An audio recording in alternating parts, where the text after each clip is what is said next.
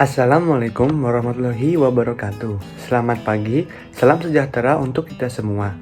Pada pagi hari ini, kami dari kelompok 3 mata kuliah biokimia akan mempresentasikan materi kami yang berjudul Sistem Metabolisme Mikrobiota dan Makrobiota di Perairan berdasarkan materi biologis. Sebelum memulai presentasi, kami ingin mengucapkan terima kasih sebanyak-banyaknya kepada dosen mata kuliah biokimia dan juga teman-teman kelas kami yang sudah mempersilahkan kami untuk menyampaikan materi kami. Dan sebelum memulai juga, alangkah baiknya apabila kami dari kelompok 3 memperkenalkan diri. Berikut adalah anggota kelompok kami. Yang pertama, ada saya, Syekh Kurnia Ramdan. Yang kedua, ada teman saya, Sahat Del Piero Simanjuntak, Iris Sayudeta Denasti, dan Putri Melinda Sinambela. Menunggu lama-lama, mari langsung kita mulai presentasinya. Selamat menyaksikan. Selanjutnya, saya akan menjelaskan tentang pengertian metabolisme, mikrobiota, dan makrobiota. Untuk yang pertama, metabolisme. Apa sih metabolisme itu? Metabolisme adalah seluruh reaksi biokimia yang bertujuan untuk mempertahankan kehidupan yang terjadi di dalam suatu sel organisme. Metabolisme pada semua organisme pada prinsipnya memiliki kesamaan, namun beberapa perbedaan tergantung pada jenis organismenya. Menurut Wahyuni 2013, metabolisme merupakan reaksi dalam sel yang dikatalisis oleh enzim-enzim. Lebih jauh, metabolisme ini bukanlah suatu proses yang acak, melainkan sangat terintegrasi dan terkoordinasi, memiliki tujuan, dan mencangkup berbagai kerjasama banyak sistem multi-enzim. Pada metabolisme ini dibagi menjadi dua fase. Yang pertama ada katabolisme dan yang kedua ada anabolisme. Katabolisme merupakan pemecahan molekul kompleks menjadi molekul yang lebih sederhana, sedangkan anabolisme merupakan kebalikan dari katabolisme, yaitu pembentukan molekul sederhana menjadi molekul yang lebih kompleks. Selanjutnya yaitu pengertian dari mikrobiota. Mikrobiota didefinisikan sebagai kumpulan mikroorganisme yang hidup di dalam tubuh inang, seperti virus, bakteri, archaea, dan organisme eukariota sel satu lainnya. Nah, kolonisasi bakteri ini terdapat pada seluruh permukaan tubuh yang kontak langsung dengan dunia luar, seperti kulit, saluran urin, saluran cerna, dan saluran nafas. Selanjutnya yaitu pengertian dari makrobiota. Menurut Karim 2008, makrobiota merupakan organisme non-mikroskop yang artinya dapat dilihat tanpa menggunakan mikroskop. Adapun materi yang kedua yaitu peran makrobiota dan mikrobiota. Yang pertama ada peran dari mikrobiota, yaitu sebagai dekomposer dalam siklus makanan. Yang kedua sebagai pembersih air. Yang ketiga mengurai sampah. Yang keempat mengurai deterjen. Yang kelima menguraikan pestisida atau herbisida. Dan yang terakhir menguraikan logam berat. Yang berikutnya ada peranan mikroorganisme dalam siklus unsur di lingkungan akuatik. Yang pertama ada siklus nitrogen, di mana senyawa nitrogen organik dapat ditransformasi menjadi nitrogen, amonium, dan dioksida menjadi nitrogen, nitrit, dan nitrat dalam sistem biologis. Formasi nitrogen secara mikrobiologi mencakup seperti pada gambar berikut. Yang pertama, asimilasi nitrogen berubah menjadi nitrit dan amonium. Yang kedua, mengalami fiksasi gas nitrogen menjadi amonia dan nitrogen organik oleh mikroorganisme. Yang ketiga, mengalami nitrifikasi, yaitu oksidasi amonia menjadi nitrit dan nitrat. Yang keempat, mengalami amonifikasi nitrogen, di mana menghasilkan amonia dan proses dekomposisi bahan organik. Yang terakhir, mengalami denitrifikasi, yaitu reduksi nitrat menjadi nitrit. Yang kedua, ada siklus karbon. Pada ekosistem air, pertukaran CO2 dengan atmosfer berjalan secara tidak langsung. Karbon dioksida berikatan dengan air membentuk asam karbonat yang akan terurai menjadi ion bikarbonat. Karbonat adalah sumber karbon bagi alga yang memproduksi makanan untuk diri mereka sendiri dan organisme heterotrof lainnya, seperti pada gambar. Sejumlah karbon bisa dipindahkan dari siklus tersebut dalam waktu yang lebih lama ketika karbon terakumulasi di dalam kayu dan bahan organik oleh detrinova, akhirnya didaur ulang karbon ke atmosfer sebagai C2. Yang ketiga ada siklus fosfor. Proses daur ulang fosfor yang terjadi di perairan hampir sama dengan proses daur ulang yang terjadi di daratan, di mana molekul fosfat yang terdapat dalam air digunakan oleh fitoplankton, ganggang, dan tumbuhan air untuk memetabolisme tubuhnya. Di pada gambar, melalui rantai makanan, fosfat masuk ke dalam tubuh hewan di perairan. Selanjutnya melalui proses dekomposisi organisme oleh bakteri dan fungi. Fosfor kembali dilepaskan ke lingkungan perairan. Beberapa bakteri dan fungi mampu memecah senyawa-senyawa organik fosfor dan mampu melepaskan fosfat dan kembali dalam siklus materi. Beberapa bakteri yang dapat mendekomposisi trikalsium fosfat yaitu Pseudomonas, Aeromonas, Listeria, Bacillus, dan Micrococcus. Yang selanjutnya ada siklus besi dan mangan. Bakteri besi umumnya terdapat pada perairan air tawar dan sering terdapat pada sumur-sumur dan sumber-sumber air. Bakteri-bakteri tersebut sering menimbulkan kerusakan pada pipa-pipa besi. Bakteri besi yang tersebar luas, yang pertama ada Heptotrix paraces, yang kedua Xenotrix polyspore. Kemudian ada peranan dari makrobiota, yaitu sebagai habitat biota.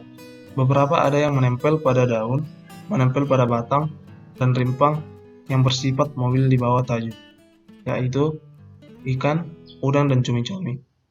Yang kedua, sebagai penangkap sedimen, vegetasi lamun yang lebat memperlambat gerakan air yang disebabkan oleh arus dan ombak, serta menyebabkan perairan di sekitarnya tenang. Dengan demikian, ekosistem ini bertindak sebagai pencegah erosi dan penangkap sedimen. Yang ketiga, sebagai produsen, di mana tanaman air berperan sebagai produsen di dalam ekosistem perairan, contohnya lamun. Yang keempat, menjadi pendaur zat hara, di mana tanaman air dapat digunakan sebagai pendaur zat hara dalam perairan. Yang selanjutnya, berperan dalam jaring makanan. Makrobiota sangat berperan penting dalam jaringan makanan. Yang selanjutnya, pemberi gambaran, di mana makrobiota pada ekosistem perairan dapat memberikan gambaran mengenai kondisi fisik, kimia, dan biologi suatu perairan. Selanjutnya, sebagai mineralisasi dan daur ulang, di mana makrobiota juga berperan dalam proses mineralisasi dan pendaur ulangan bahan-bahan organik, baik yang berasal dari perairan maupun daratan. Yang terakhir, sebagai bioindikator, di mana makroinvertebrata dan makrobentos biasanya digunakan sebagai bioindikator karena hidupnya melekat pada substrat dan motalitasnya rendah, sehingga tidak mudah berpindah-pindah. Berikutnya adalah proses metabolisme. Metabolisme adalah semua reaksi kimia dan biologi yang terjadi di dalam sel yang dikatalisis oleh enzim-enzim. Metabolisme terdiri dari dua proses, yaitu yang pertama katabolisme, yang berarti degradasi atau proses penguraian atau mengubah molekul besar menjadi molekul yang lebih kecil dengan menghasilkan energi. Yang kedua, anabolisme, yang merupakan sintesis molekul dan komponen sel yang biasanya membutuhkan energi. Katabolisme terjadi pada protein, karbohidrat, dan lemak. Katabolisme yang terjadi pada karbohidrat itu berespirasi secara aerobik atau memerlukan oksigen dan anaerobik atau tanpa memerlukan oksigen. Yang kedua, katabolisme pada protein dan lemak itu akan sama-sama masuk ke siklus Krebs yang dimana akan mengubah molekul tersebut menjadi molekul yang lebih sederhana lagi. Berikutnya, anabolisme yaitu proses kemosintesis dan fotosintesis. Perbedaan kemosintesis dan fotosintesis ini sendiri adalah pada organisme yang melakukan, yaitu kemosintesis tidak dilakukan oleh tumbuhan atau organisme berklorofil lainnya, melainkan oleh bakteri-bakteri tertentu. Sedangkan fotosintesis itu dilakukan oleh organisme berklorofil. Hasil yang didapatkan pada fotosintesis adalah glukosa yang disimpan di dalam bentuk amilum, sedangkan kemosintesis itu menghasilkan karbohidrat sederhana dan nitrat. Sumber energi yang digunakan fotosintesis adalah cahaya matahari yang digunakan dalam proses pembentukan ATP dan NADPH. Sedangkan kemosintesis itu menggunakan reaksi kimia berupa oksidasi yang akan menghasilkan energi. Bahan atau senyawa yang digunakan fotosintesis dan kemosintesis itu juga berbeda. Pada fotosintesis itu menggunakan karbon dioksida dan air, sedangkan kemosintesis itu karbon dioksida dan air dan ditambah lagi dengan senyawa-senyawa organik. Berikutnya, metabolisme juga dibagi lagi menjadi metabolisme primer dan metabolisme sekunder. yaitu metabolisme yang menghasilkan senyawa metabolit primer, yaitu karbohidrat, protein, lipid, dan asam nukleat. Sedangkan metabolisme sekunder adalah metabolisme yang menghasilkan senyawa metabolit sekunder, yaitu terpenoid, steroid, flavonoid, dan alkaloid. Nah, untuk perbedaan dari senyawa metabolit primer dan metabolit sekunder sendiri itu adalah pada fungsionalnya, yaitu pada metabolit primer itu menjadi senyawa penyusun utama dari makhluk hidup. Sedangkan metabolit sekunder itu adalah senyawa yang dihasilkan oleh makhluk hidup tertentu dan khas untuk setiap spesies yang menghasilkan senyawa metabolit sekunder itu sendiri. Berikutnya adalah metabolisme pada karbohidrat, protein, dan lemak. Yang pertama, metabolisme karbohidrat. Karbohidrat adalah polihidroksialdehid atau keton yang terdapat 3 golongan utama karbohidrat, yaitu yang pertama monosakarida, oligosakarida, dan polisakarida.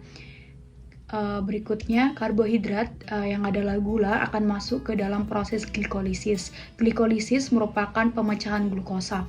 Glikolisis dapat berlangsung dalam keadaan anaerob untuk menghasilkan energi dalam suatu jumlah tertentu. Tetapi lebih baik glukosa itu harus mengalami glikolisis di bawah keadaan aerob. Berikutnya, dalam proses glikolisis itu juga akan lagi terjadi pecahan dari glukosa, yaitu menjadi gliseraldehid. Berikutnya akan dipecah lagi menjadi pirufat. Berikutnya di luar proses glikolisis, pirufat akan terpecah lagi menjadi asetil-CoA, yang dimana asetil-CoA tersebut akan masuk ke dalam siklus Krebs, yang dimana siklus Krebs sendiri itu adalah rantai transport elektron dan fosforilisasi oksidatif, yang dimana maksudnya adalah untuk menghasilkan energi yang sudah dipecah dari karbohidrat tersebut untuk makhluk hidup. Berikutnya adalah proses metabolisme pada lemak. Lipid atau lemak adalah segolongan senyawa yang berasal dari makhluk hidup. Relatif tidak larut dalam air, akan tetapi larut dalam zat-zat pelarut nonpolar. Metabolisme lipida pada ikan itu terjadi di dalam organ hati yang akan terjadi proses sintesis trigliserida, fosfolipid, kolesterol, dan lipoprotein. Hati berperan untuk membentuk senyawa keton yang merupakan sumber energi untuk makhluk hidup. Pada metabolisme lemak terjadi 3 proses penting, yaitu yang pertama mobilisasi lemak yang bertumpuk dalam tubuh untuk proses katabolisme. Yang kedua penyerapan lemak. Yang ketiga sintesis lemak di hati yang berasal dari mukosa intestinal dan jaringan serta sumber-sumber protein lainnya. Berikutnya, mengapa sih mikrobiota dan makrobiota itu harus melakukan proses metabolisme? Karena yang pertama, untuk mensintesis bagian sel, yaitu contohnya dinding sel, membran sel, dan substansi lainnya. Yang kedua, untuk sintesis enzim, asam nukleat, polisakarida, fosfolipid, atau komponen-komponen sel lainnya. Yang ketiga, untuk mempertahankan kondisi sel mereka agar optimal dan akan untuk memperbaiki bagian-bagian sel mereka yang rusak. Yang keempat, untuk pertumbuhan dan perbanyakan dari mikrobiota maupun makrobiota tersebut. Yang kelima, untuk penyerapan hara dan ekskresi senyawa yang tidak diperlukan atau waste products. Yang keenam, untuk pergerakan atau mobilisasi. Materi selanjutnya adalah tatanan sistem metabolisme, mikrobiota, dan makrobiota di perairan. Menurut peta konsep metabolisme pada mikroorganisme yang dipaparkan oleh Kusnadi, metabolisme pada mikroorganisme dibagi menjadi 2, autotrof dan heterotrof. Metabolisme autotrof menggunakan karbon dioksida anorganik sebagai sumber karbonnya. Autotrof memiliki pengertian yaitu dapat membuat makanannya sendiri atau self-feeders. Jadi dapat diartikan secara kasar bahwa mikroorganisme yang melakukan metabolisme secara autotrof membuat makanannya sendiri dengan cara mengurangi kadar karbon dioksida atau reducing karbon dioksida. Sedangkan mikroorganisme yang melakukan metabolisme secara heterotrof menggunakan senyawa organik sebagai sumber karbonnya. Heterotrof berarti tidak bisa memproduksi makanan sendiri dan menggunakan ready-made organic molecules untuk makanan atau molekul yang tersedia pada senyawa organik lainnya untuk kemudian diolah menjadi makanan melalui proses metabolisme tersebut. Pada proses metabolisme autotrof dan heterotrof dibagi lagi menjadi dua, yaitu foto dan kemo. Dimulai dari fotoautotrof dan kemoautotrof. Fotoautotrof berarti proses metabolisme yang menggunakan cahaya seperti cahaya matahari sebagai sumber energinya. Contohnya seperti bakteri yang dapat berfotosintesis, yaitu green sulfur, purple sulfur, dan green sulfur bakteria, purple sulfur bakteria, cyanobacteria, dan alga. Di sisi lain ada kemoautotrof. Kemoautotrof menggunakan senyawa anorganik sebagai sumber energinya. Contohnya adalah bakteri yang dapat menitrifikasi zat besi, sulfur, dan hidrogen. Lalu ada beberapa contoh lainnya yaitu beberapa jenis archaeobacteria. Pada sisi heterotrof juga sama dibagi menjadi fotoheterotrof dan kemoheterotrof.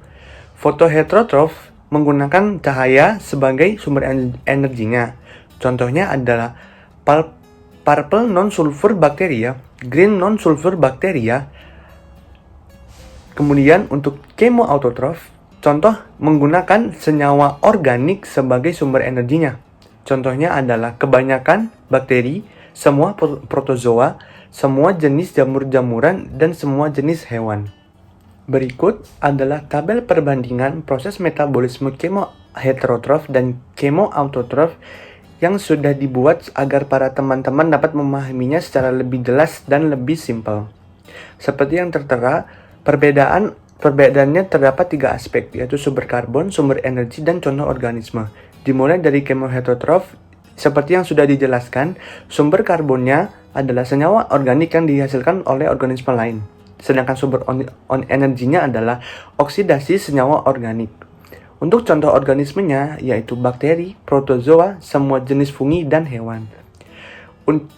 Untuk kemoautotrof, sumber karbonnya adalah karbon dioksida. Sumber energinya yaitu didapatkan melalui mengoksidasi senyawa anorganik yang digunakan untuk memperbaiki CO2 atau karbon dioksida. Kemudian contoh organismenya adalah bakteri yang dapat menitrifikasi atau memanfaatkan nitrifikasi hidrogen, sulfur, dan zat besi.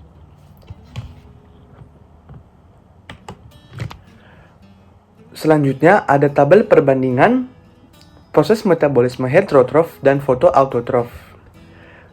Fotoheterotrof memiliki sumber karbon dari senyawa organik yang dihasilkan oleh organisme lain. Sedangkan fotoautotrof sumber karbonnya adalah karbon dioksida.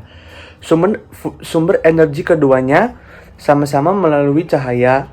Sedangkan contoh organismenya adalah untuk fotoheterotrof, green sulfur bakteria dan purple sulfur bakteria. Sedangkan untuk fotoautotrof, contoh organismenya adalah cyanophyta, alga, dan tumbuh-tumbuhan. Selanjutnya, fotosintesis. Menurut Kusnadi, fotosintesis dibagi menjadi 2, yaitu anoksigenik dan oksigenik. Fotosintesis anoksigenik adalah proses fotosintesis yang tidak menghasilkan O2 dengan H2S berperan sebagai donor elektron.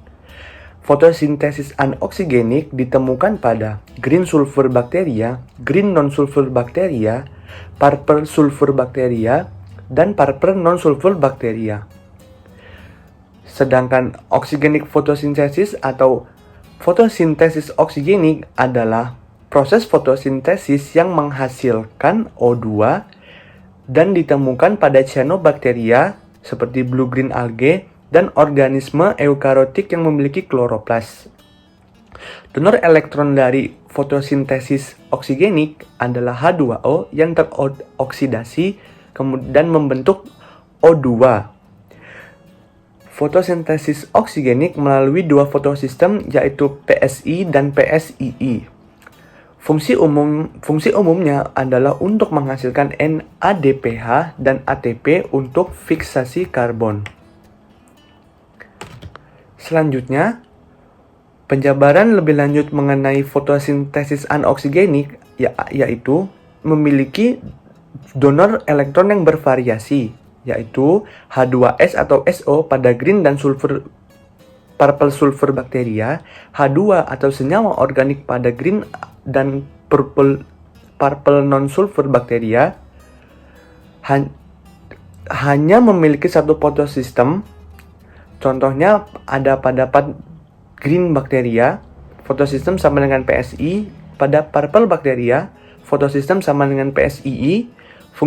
Kemudian fungsi utamanya adalah menghasilkan ATP melalui cyclic photophosphorylation.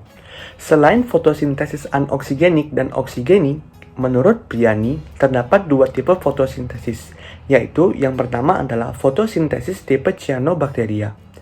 Fotosintesis tipe ini sama dengan fotosintesis yang terjadi pada tanaman tingkat tinggi dengan keseluruhan reaksi adalah sebagai berikut. Di mana pada sistem fotosintesis ini terdapat dua fotosistem, yaitu fotosistem 1 dan 2. Aliran elektron dari PS2 ke PS1 selanjutnya mengubah NADP+ menjadi NADPH.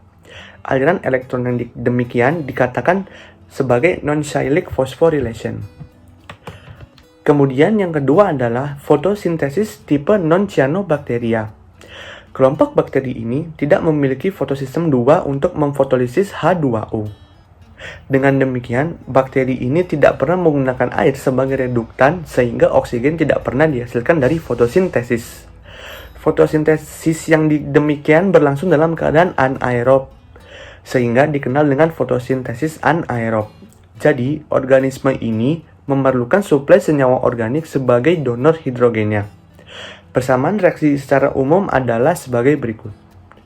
Berdasarkan tipe pada reduktan dan pigmen fotosintesisnya, kelompok bakteri ini dapat dibagi menjadi 3 famili, yaitu Chlorobiceae, Ceomaticeae, dan Rhodospiriliceae. Berikut adalah tabel perbedaan proses fotosintesis pada bakteri eukariotik dan prokariotik menurut Kusnadi. Seperti yang terlihat, proses metabolisme pada bakteri eukariotik dan prokariotik memiliki sedikit perbedaan, dimulai dari bakteri eukariotik. Bakteri eukariotik memiliki H2O sebagai donor elektronnya. Lalu, letak fotosintesisnya berada pada thylakoids. Bakteri eukariotik memiliki proses fotosintesis yang berjenis oksigenik. Kemudian memiliki tipe klorofil A. Kemudian fotosistem 1 dan fotosistem 2 ada pada bakteri eukariotik. Sedangkan pada sisi bakteri prokariotik dibagi menjadi 3 contoh umum, yaitu cyanobacteria, purple bacteria, dan green bacteria. Dimulai dari cyanobacteria. Cyanobacteria memiliki H2O sebagai donor elektronnya, namun beberapa menggunakan H2S. Letak fotosintesis pada cyanobacteria terdapat di thylakoids. Jenis fotosintesisnya adalah oksigenik, tipe klorofilnya klorofil A, dan fotosistem 1 dan fotosistem 2-nya ada. Selanjutnya purple bacteria. Purple bacteria memiliki H2S, SO, H2, S2O3, dan senyawa organik sebagai donor elektronnya. Letak fotosintesis dari purple bacteria berada di membran sel. Berbeda dengan bakteri eukariotik dan bakteri cyanobacteria yang termasuk dalam prokariotik juga, purple bacteria tidak memiliki jenis fotosintesis oksigenik. Lalu, tipe klorofilnya adalah bakteria klorofil A dan B. Purple bacteria memiliki memiliki fotosistem 1, namun tidak memiliki fotosistem 2. Dan terakhir adalah green bacteria. Green bacteria memiliki H2S, SO, H2, S2O3, senyawa organik sebagai donor elektron. Letak fotosintesisnya berada pada sitokrom. Jenis fotosintesisnya merupakan bukan oksigenik. Tipe klorofilnya bakteria klorofil A, C, D, E. Fotosistemnya memiliki 1, sedangkan fotosistem 2-nya tidak ada pada green bacteria. Yang terakhir adalah chemolitrophy. Menurut Kusnadi, proses metabolisme secara chemolitrophy secara umum adalah sebagai berikut. Pertama, elektron dipindahkan dari suatu donor elektron yang terreduksi. Kemudian, elektron melewati membran terikat transport elektron berhubungan dengan sintesis ATP dan NADH. Lalu, ATP dan NADH digunakan untuk mengubah CO2 menjadi karbohidrat. Sekian presentasi dari kelompok kami. Kami memohon maaf apabila terdapat kekurangan dan kesalahan pada penyampaian materi.